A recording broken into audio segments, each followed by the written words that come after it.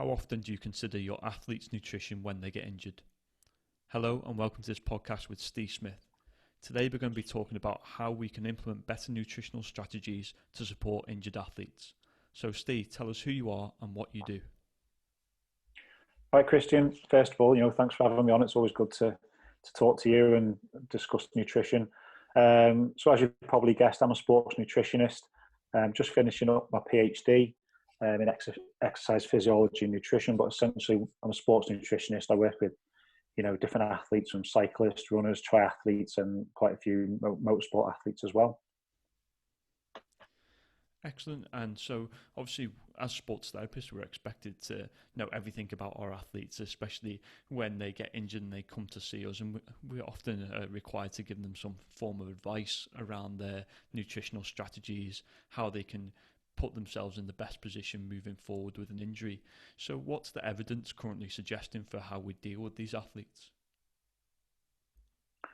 Well, obviously, as you know, after an injury, your body sort of goes through several stages of healing. Now, one of the first stages is this inflammation stage, and initially people think they should, try and address that inflammation with anti-inflammatories, and there is obviously a place for that. But essentially, that inflammation is a really important part of the healing process, you see. So what we want to try and do is not necessarily dumb it down too much, but try and support it a little bit. Now we can do that with several things. So essentially what we want to make sure is that we get our protein right, okay? And then other things like antioxidants, these sorts of nutrients that are found in fruits and vegetables, we want to make sure we're getting plenty of them in. One thing I like to tell the athlete, with all their diet, not just while we're talking about injury here, but essentially we want to tell them to eat their rainbow. So making sure they're getting plenty of different colours on their plate in each meal or throughout the course of the day, so they're getting a good range of vitamins and minerals throughout the day. Excellent. And so do we have to put that into some form of food plan, or do we sort of do we let an athlete pick and choose what they like to eat? Really, I just let them choose what they want to eat, and just making sure that you're pushing that message of getting a wide, varied diet in there. Now, essentially what we're looking for is we're just trying to support that recovery process, aren't we? You don't necessarily have to start looking to supplementation with antioxidants, but just making sure you're getting them there from the food. Now, once you've got that area covered in terms of making sure that they're getting plenty of antioxidants in the diet, in that acute phase after the injury, especially if it's a soft tissue injury, these tissues, tendons, ligaments, cartilage, they're quite dependent on their collagen-rich extracellular matrix, okay? So to cut a long story short, essentially what we have to do is try and support the rebuilding of these tissues.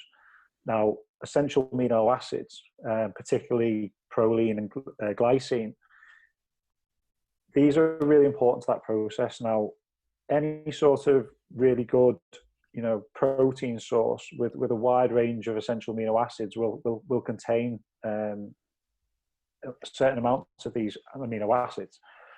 But this is where we can really put a good intervention in place, because gelatin is really high in these amino acids, and there's a little bit of evidence coming out that's been published by some really good researchers, Keith Barr, that showed that just 15 grams of gelatin infused with vitamin C, because vitamin C is quite important for that collagen synthesis as well. So 15 grams of gelatin with vitamin C about an hour before some sort of stimulation has been shown to help with damaged ligaments and tendons. Okay, great. And I suppose we could apply that, as you said, to like cartilage type injuries. So think about any meniscal type injuries, any of those kind of structures in the body, then we should be considering that as a potential nutritional strategy for our athletes. So as we move forward then, and we've got these patients who could be long-term injured or chronic type patients, then should our nutritional strategy be different for them? I guess with this sort of thing, once an athlete has been injured, as a nutritionist, I always look back at their record. Are they someone who is consistently getting injured? You know, is it quite common for them to be injured, and why do we look at that? It might just be that they're consistently not eating enough in total. They're not giving their body enough energy to support that exercise. Now, as we know, that can lead to certain ill effects in terms of bone health. You know, they might be susceptible to stress fractures, for example. So the first thing we need to look at is if it's something that they're consistently being injured, what's their energy intake like, and then start looking at the range in their diet. Looking further down the long-term route, with sports nutrition, I've always been taught by some of the good guys at LJMU, we need to do no harm, and if something can benefit the athlete in the long term, then we should consider it, right? So long term, I try to factor in nutritional interventions that could offset injuries, that could help prevent injuries. So we make sure that the athlete is getting enough energy, make sure that the athlete is getting enough calcium, and then even now starting to bring in days where we supplement them with collagen, or longer term, give them plenty of recipes with foods that are high in gelatin. So, you know, ask them to make their own jelly. Even things like bone broths can be quite useful. The problem with bone broths is we don't actually know how much gelatin is in them. But again, we could see this accumulative effect, you see.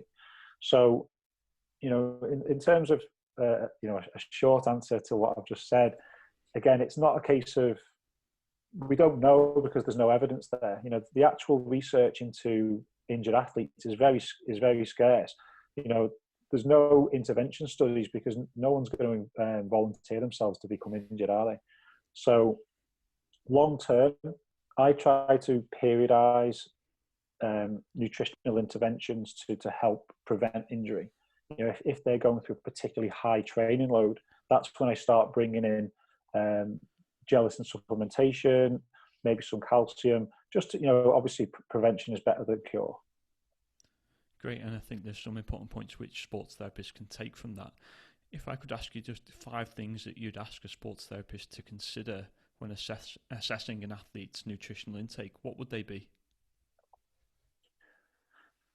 First things first, just need to make sure you cover the basics. Okay, are they getting a good wide range of fruit and veg in their diet? Okay, are they eating their rainbow? Are they getting plenty of protein? Okay, so firstly, let's just make sure that we're doing the basics right, and we're not trying to adhere to one of these, you know, extremes, probably a little bit too much of a word, but one of these restrictive diets. You know, are they restricting their carbohydrate for no reason? Are they, you know, if they're vegetarian or vegan, we need to make sure that they're obtaining some of the nutrients and vitamins that have been shown to be deficient in these sorts of diets. So firstly, make sure that the basics are covered. Secondly, make sure that they're getting enough energy. Okay, their day-to-day energy needs need to be sufficient to support that training. Obviously, there's times where we manipulate energy intake to maybe lose a little bit of weight, but generally to support that training, we need to make sure that they're getting enough energy day to day. After that, again, just make sure you're getting enough protein, okay? One of the things I've always teach my athletes is make sure to follow the 3 T's, okay? So we've got total, make sure that their daily total is sufficient, ranging from around 2 to 2.2, maybe 1.8, depending on the athlete. So around 1.8 to 2.2 grams per kilo of protein per day. In terms of type, so we've got total, type, and timing, okay? Type, make sure that the good quality protein source is high in leucine. So these are things like whey, chicken, beef, fish, vegetarian sources, things like soy or tofu. And then make sure you're getting your timing right, okay? So we want to make sure that we're getting some protein in post-exercise. If the athlete does fasted exercise in the morning, for example, we want to make sure that we're probably providing some protein prior to that, okay? just to support that muscle tissue, but also just put some, a little bit of energy in before they go out and do this fasted exercise. So make sure the basics are right, energy intake, proteins okay.